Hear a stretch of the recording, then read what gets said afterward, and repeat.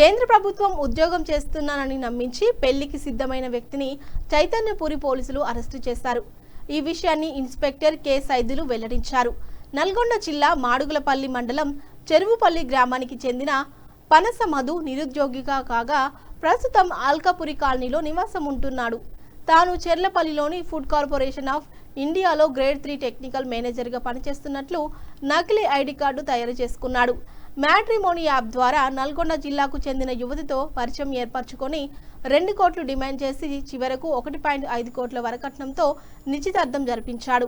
అనంతరం pre wedding shoot పేరుతో బాధితురాల్ని తన నివాసానికి పిలిచి ఆమెపై అనుమానాలు వ్యక్తం చేస్తూ మానసికంగా ఇబ్బందులకు గురిచేశాడు. దీంతో అనుమానం వచ్చిన బాధితురాలు అతని వివరాలు తెలుసుకునేందుకు విచారణ చేయగా అతను నకిలీ ఐడి కార్డు ద్వారా ఉద్యోగం చేస్తున్నట్లు నటిస్తున్నాడని బయటపడింది.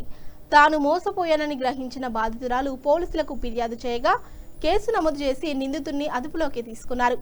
నిందితుడి వద్ద నుంచి 2 నకిలీ ఐడి కార్డులు, 1 mobile phone, on government duty అని రాసిన కారు స్వాధీనం చేసుకుని రిమాండ్కు తరలించినట్లు పోలీసులు తెలిపారు.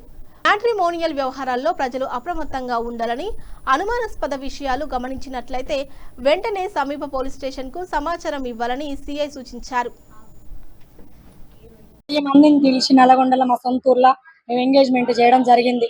వాళ్ళ తరపు బంధువులు, మా తరపు బంధువుల సమక్షంలో ఇప్పుడు మాకు పరువు పోయింది, డబ్బు నష్టం జరిగింది. ఈ రెండు మాకు న్యాయం జరగాలి. మళ్ళీ నా బిడ్డ మీద నింద పడకుండా ఈ మీడియా కానీ పోలీసులు కానీ అందరూ చూసుకోవాలి. రేపు నా బిడ్డ భవిష్యత్తులో ఎలాంటి ప్రమాదం జరగకుండా చూడాలి. మాకు జరిగిన పోగొట్టుకునే పైసలను తిరిగి ఇప్పియాలి. అలాగే మా పోయిన పరువుని కూడా మాకు ఇచ్చేటట్టు చూడాలి సార్.